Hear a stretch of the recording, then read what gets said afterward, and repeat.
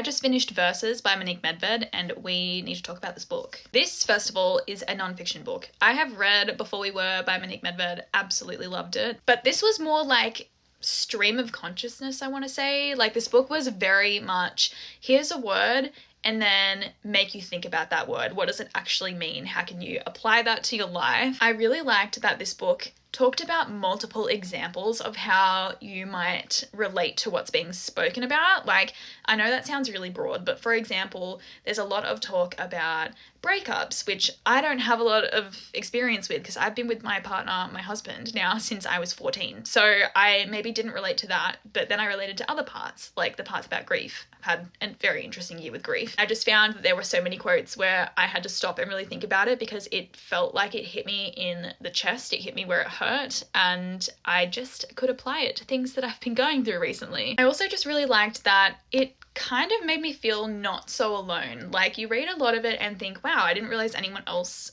thought that.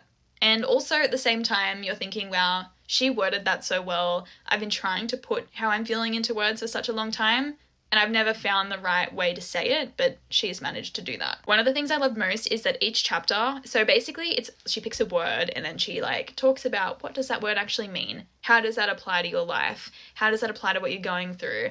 And I can see how many people would be able to relate to each chapter. I loved that each chapter was not just focusing on one thing, but it was sort of like a very broad, like, you can take what I'm telling you and apply it to anything that's happening in your life pretty much. And it's definitely one of those books that I recommend reading in small doses. You don't want to overdo it because you're going to stop letting it sink in.